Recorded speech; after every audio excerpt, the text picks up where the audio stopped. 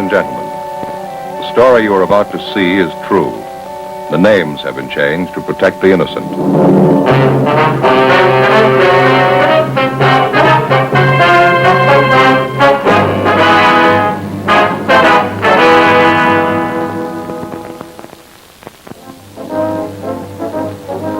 It was Wednesday, February 6th. We were working the day watch out of Homicide Division. My partner's Frank Smith. The boss is Captain Lorman. My name's Friday. We'd gotten a report that a wealthy retired businessman had suddenly disappeared. We had two possibilities to work on: suspicion of suicide, suspicion of foul play. There was no lead to the man's whereabouts. We had to find him.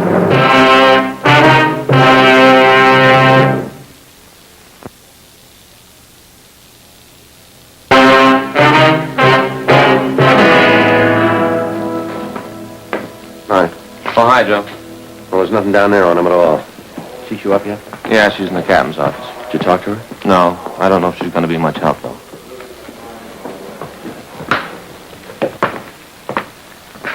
Miss Banner, I'd like to have you meet my partner, Sergeant Friday. How do you do? Joe, this is Miss Banner. I'm sorry I wasn't in when you stopped by. Got your card and called in as soon as I came home. Well, thank you for coming in, Miss Banner. We have a few questions we'd like to ask you. It won't take very long. We have a communication from a Gladys Dillon back in New York, Miss Banner. It's about her brother, a Chester Dillon. We understand you rented his home from him out on Ralston Avenue. Mr. Dillon? Why, yes, I've got a 2-year lease on his house. Rented it from him last November. Well, according to the letter we got from Mr. Dillon's sister, she's worried about him, hasn't heard from him in some time. Have you any idea where we could contact him? Well, the last I heard, he left on a trip to New York. It was about 8 weeks ago, I'd say. You see, I usually sent the check for the rent to the apartment he had here.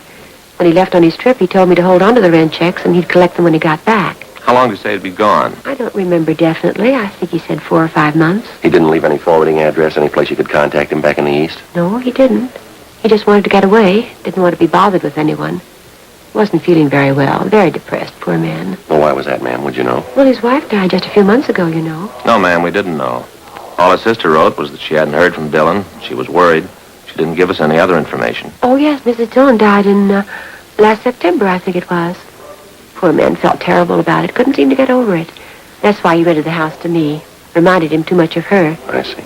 Lovely home they have. Mr. Dillon said he didn't really want to rent it, but he couldn't stand being alone in the house. It's a large place, you know. Yes, ma'am. We checked with the people living in the house now. I understand you leased the place to them last month. Is that right? I subleased it, yes. You see, it just got to be too big for me. It was nice at first, but it got to be an awful lot of work. I rented it to this family and took a smaller house down the street. Would you happen to know any of Mr. Dillon's friends in the city, Miss Banner? Anyone we could contact who might know where we can locate him? Well, I don't know. He didn't seem to have any friends. He and his wife had been in the city only a year before she died. He was retired, you know. Yes, ma'am. And we talked to some of the neighbors out there. They couldn't tell us much about Mr. Dillon. Maybe some of the people he did business with might know something. Have you tried the neighborhood bank out there? I know that's where Mr. Dillon had his account. No, ma'am, we haven't. I can give you the bank's address. It's about all, though. That's the only contact you know of, huh? I'm afraid so, yes. I didn't know much about Mr. Dillon's private affairs. Whenever I talked to him, it seemed the only thing he had on his mind was his wife's death. Just couldn't seem to get over it. Seemed like he didn't want to get over it. You mentioned that when you leased his home, Mr. Dillon took an apartment. Do you happen to have that address, Miss Banner? I don't have it with me now, but I have it at home. I can call in and give it to you if you like. If you would, please. Certainly. Well, thank you very much, Miss Banner. You have our card. When you hear anything from Mr. Dillon, we'd appreciate it if you'd call us. Surely, I'll call you right away. Do you think something could have happened to him? Well, it's possible, ma'am. We don't know. All we have is the letter from his sister. It does seem kind of strange, doesn't it? He wasn't feeling too well. I wondered why he hadn't contacted me about sending the rent money to him. Such a nice man, Mr. Dillon. Certainly hope nothing's happened to him. Now, you say he was very depressed about his wife's death, ma'am.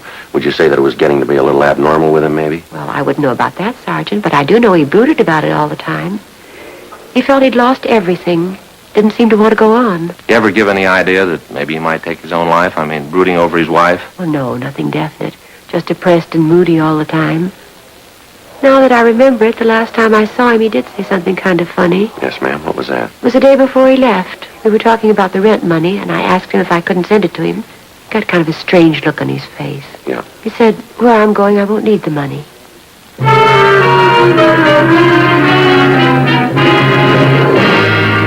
The day before we called on Lucille Banner for an interview, a letter had been received from a Miss Gladys Dillon in Elmira, New York.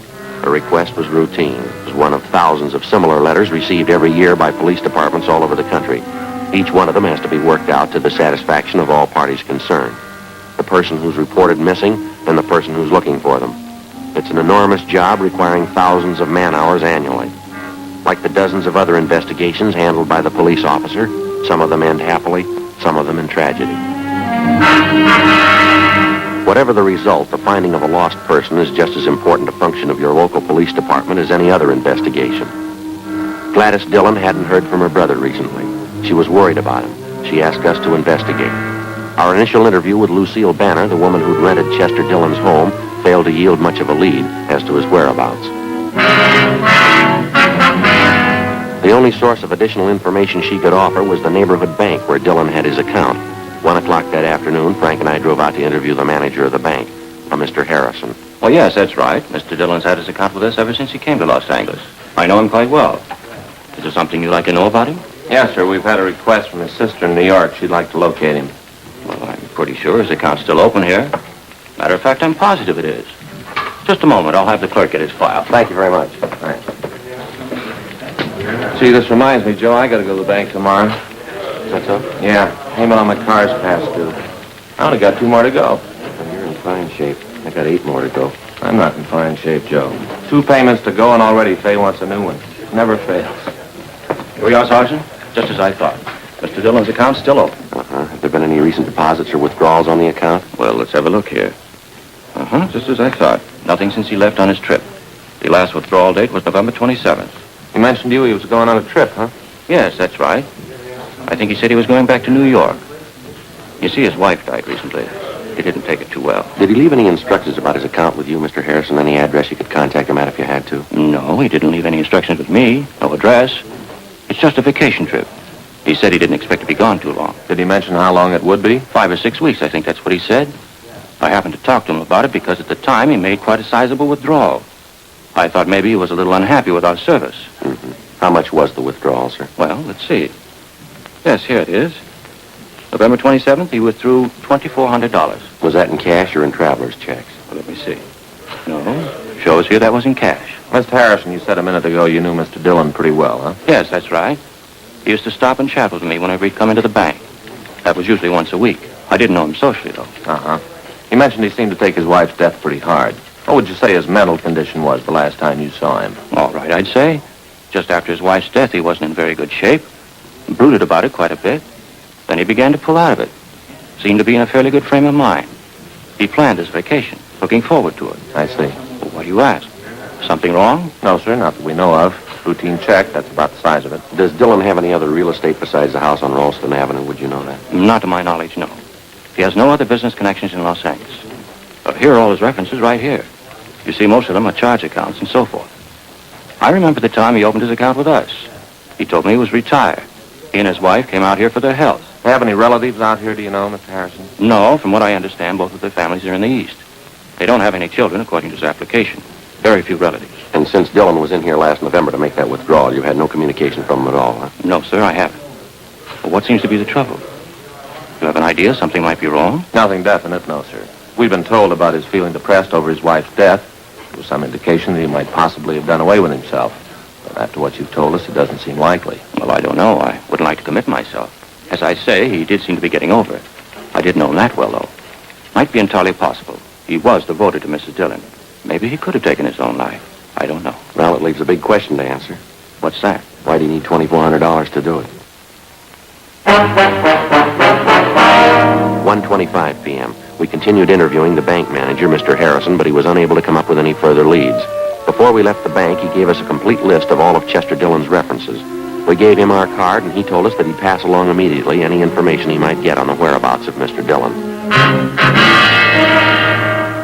We went back to the office where we got a call from Lucille Banner. She gave us Dillon's last known address, and we drove out to check it. It was an apartment court in the Pico Crenshaw area. We talked to the manager, and she told us that Dillon had moved out 3 months before, on November 22nd. He told her that he was moving in with a close friend of his, and he gave her his forwarding address. It turned out to be a single-story frame cottage located in one of the older residential districts of the city. The name on the mailbox read, Raymond L. Schaefer. We rang the bell, and a man who identified himself as Raymond Schaefer ushered us into a small living room. He told us that he was from the same town in the east that the Dillons came from, and that he was a longtime friend of theirs. No, I haven't seen Chester for months.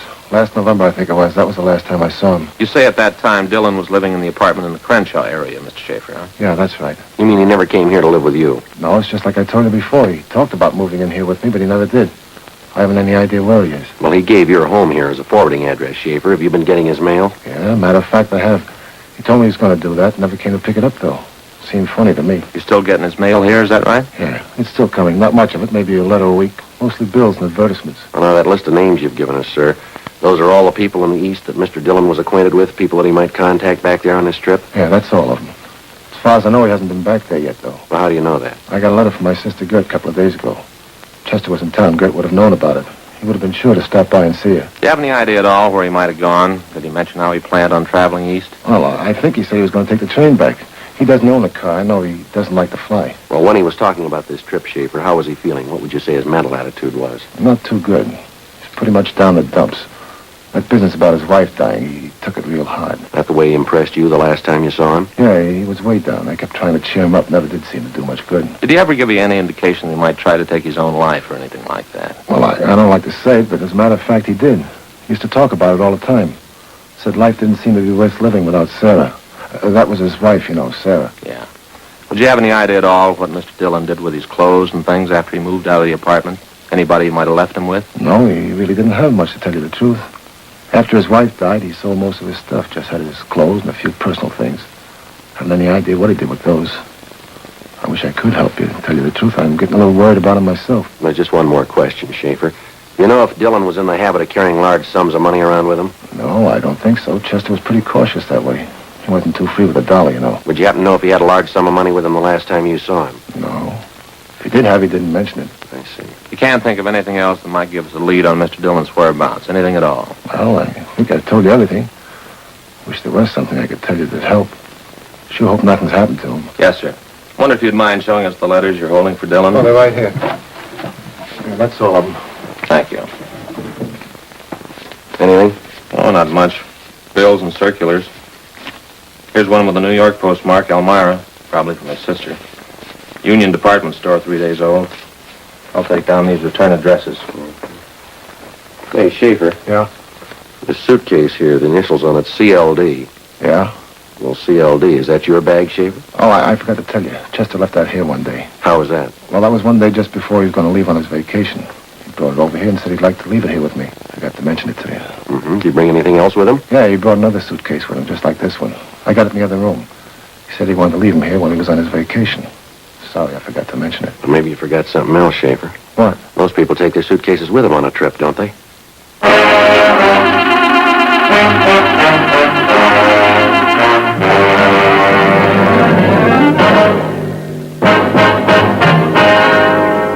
.2:15 p.m. We continued questioning Raymond Schaefer.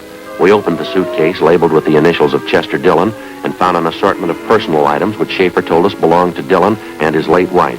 Cigarette boxes, books, similar articles which apparently would not be taken on a vacation trip. We came up with a small photo of Mrs. Dillon along with exemplars of her handwriting as well as her husband's, which we found in the suitcase.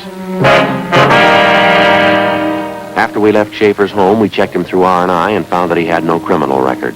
We checked further with friends and acquaintances of both men and found nothing to indicate that Schaefer was in any way involved in the disappearance of Chester Dillon. 3:30 p.m. We called the office and found that there'd been no answers so far to the broadcast and the missing persons bulletin we'd gotten out on Dillon. We started checking the references given us by the bank. First was the Union Department Store. It was located on Main Street in the south end of town. We checked with the credit department to see what information we could get from them. Yes, here's the account on the Dillons right here. Chester L. and Sarah J. on Ralston Avenue. Yes, ma'am, that's it.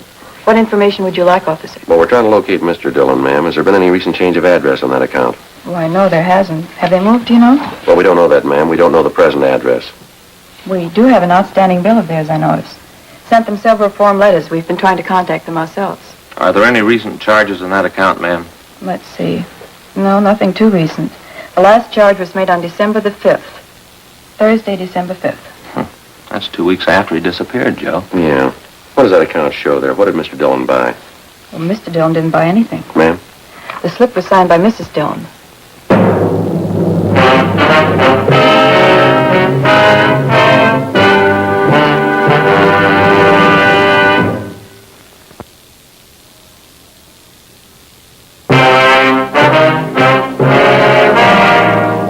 4:15 p.m. As soon as the clerk in the credit department at the Union Department Store showed us the sales slip with the late Mrs. Sarah Dillon's signature on it, we had the date on the sales slip double-checked immediately. The date as shown on the slip was correct beyond any doubt, December 5th. That was little more than 2.5 months after Sarah Dillon had died. We had no idea who the person was who forged her signature or why they'd forged it. The amount of the charge purchase as shown on the sales slip was for $418, all of it for women's clothing. We attempted to check with the salesgirl who handled the purchase, a Laura Van Kirk, but we were told it was her day off. We called at her home where they told us she was gone for the day and couldn't be located. They said she'd be at work the following morning. 5:10 p.m. Frank and I took the sales slip with the forged signature on it and drove back to the office. We went directly to forgery detail, briefed them on our findings, and gave them the sales slip. The handwriting samples were checked against the signature on the sales slip, but neither of them matched. The work of compiling a list of all known female forgery suspects was begun immediately. The following morning, Frank and I went back to the Union Department Store where we interviewed the salesgirl, Laura Van Kirk, who'd handled the purchase. Yeah, I remember making the sale, officer. I'm not too sure about the woman who bought the things, though. I mean, what she looked like. Well, could you try to describe her for us, Miss Van Kirk, just as well as you can remember? Well, she had light brown hair, I'm pretty sure of that. Not too old, maybe in her late 30s, early 40s. Plain-looking woman, about 5 feet 5 or 6. Thin as I remember her. She wore glasses, I remember that, too. I see. You got that picture, Miss Dillon, there, Frank? Oh, yeah, sure. Here. Thank you. Wonder if you mind taking a look at this photograph, miss? Does that look anything like the woman you waited on? No, that's not her. The woman I waited on was much younger. She had light brown hair, too, not gray. She wore glasses, I'm sure of that. Do you remember if there was a man with her, or was she alone? No, she was alone. Now that I remember, there was something very different about the glasses she wore. I don't know if that's important or not. What about her glasses, miss? Well, they were horn-rimmed, as I remember, very light color. Transparent green, I think. Very smart-looking. Well, let's see if I have this right. Light brown hair, slight build, late 30s, early 40s. Wore horn-rimmed, transparent green glasses, huh? That's right. Check me if I'm wrong, Joe. That description sound familiar? Yeah, just what I was thinking. Horn-rimmed glasses. Woman came to see us at the office, huh? You got it. Lucille Banner.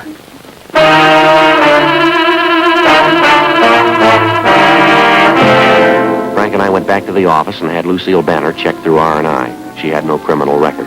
Then we drove to the home on Ralston Avenue, which Chester Dillon had leased to Lucille Banner, and which she in turn had sublet. We obtained a copy of the lease which the Banner woman had with the current tenants and which bore her signature. We brought the copy of the lease downtown, gave it to Don Meyer in handwriting, and asked him to compare Lucille Banner's signature with the signature on the sales slip we'd obtained from the Union Department Store. I got it. Homicide, Smith. Oh, yeah, Don. That's so? Yeah, right. Thanks a lot. Don Meyer. Yeah, what'd he get? Says there's no question in his mind. Yeah? Both signatures match perfectly.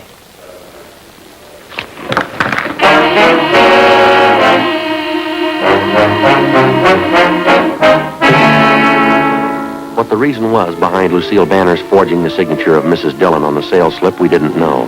Whether or not it had any connection with the disappearance of Chester Dillon, we didn't know. As soon as we got the handwriting report from Don Meyer, Frank and I left the office immediately and drove to the bungalow which the Banner woman was renting on Ralston Avenue.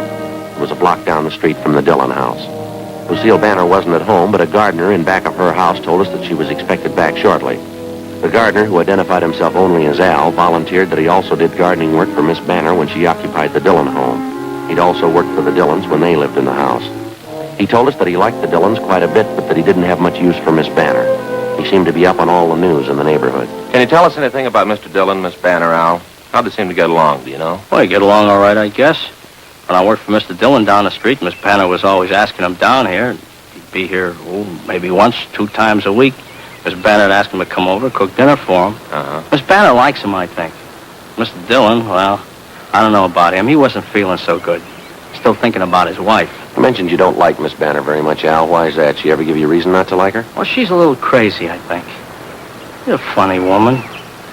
Used to watch me all the time, follow me around, tell me to do all kind of crazy jobs. Of course, she give me good pay, so I do them. How do you mean, Al? What kind of crazy jobs? Well, like the compost box for the fertilizer, you know? She wanted me to build one for her in the backyard. Well, you can see it. It's right back there in the greenhouse. Uh-huh. She's a crazy woman. She wanted me to build a compost box in the greenhouse. Had a special place marked for it. Now, who ever heard of a thing like that? To build a compost box in a greenhouse? It's crazy. You built it for her, did you? Well, yes, but not inside the greenhouse. I built it outside the greenhouse, right next to the greenhouse. But when she came out and saw it, she went crazy almost. Called me names, real crazy. She made me tear it up, and she made me build it inside the greenhouse, right on the place she had marked for it. That's funny, then. Yeah. When did all this happen, Al? Would you remember when you built that compost box, I mean? Oh, about 2 months ago. Yeah, about that. Yeah, I remember it was just after Mr. Dillon went away. I tried to tell Miss Banner, who ever heard of a compost box in a greenhouse? But she wouldn't listen. She had to have it built on a certain place, right in the greenhouse. A little piece of ground in there. The box had to go right on top of it. Mm-hmm. You figured she acted a little strange about it, do you? You'd think she had something there, a little piece of ground. You'd think she had something to hide.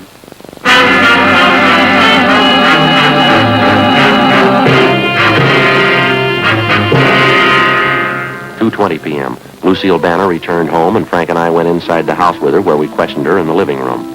Outside in the yard, the gardener Al continued working. Lucille Banner was calm and composed.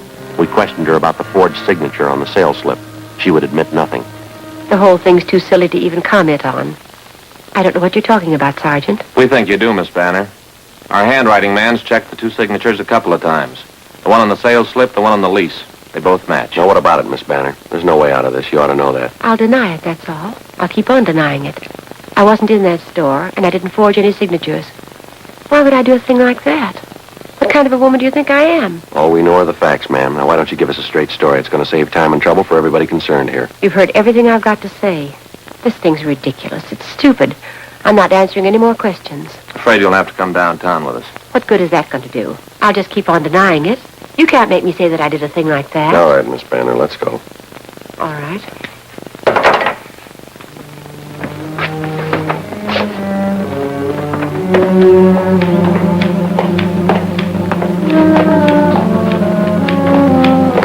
Al, Yeah? see you a minute? Sure. Oh, hello, Miss Banner. Al, what's this all about? What you're trying to do? Just a couple things we want to check here in your backyard, Miss Banner. It won't take us very long. You have no right to be here. I'll call my lawyer. Call him as soon as I get to a phone. Yes, ma'am.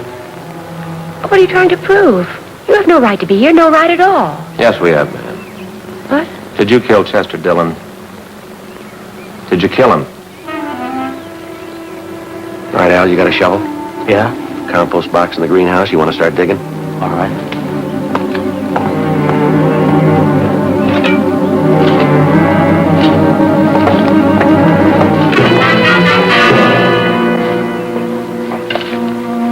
He was an old man. So old. And he was sick. Ma'am? He didn't want to live anymore. He didn't have any reason for living. Why shouldn't he give me the house? Why shouldn't I have his money? I was nice to him. Cooked for him. Wanted to take care of him. He just didn't want to live anymore, that's all. All right, Al. You can stop digging. You want to tell us, ma'am? He needed a woman. Anyone could tell that. He needed me. We got along fine, Chester and I. I offered to marry him, and he wouldn't do it. All he could do was think about his wife. She was dead. He'd sit around and talk about her all the time. You killed him? Is that what you're trying to say? I wanted to marry Chester, take care of him. He wouldn't do it. We had an argument in the kitchen one night. I had a gun. I killed him. I killed him. Is that where you buried him, in the greenhouse here? Yes, I buried him deep. The gun, too. He'll be all right. Poor Chester. Yeah. He was so old. He needed a woman. Anyone will tell you that. He needed me. I guess you made a mistake there, didn't you? No, Sergeant, he did. Yeah. He didn't want me.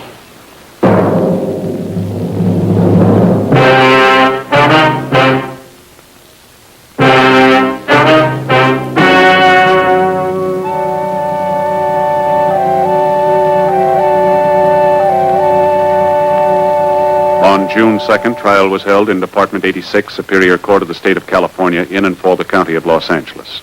In a moment, the results of that trial.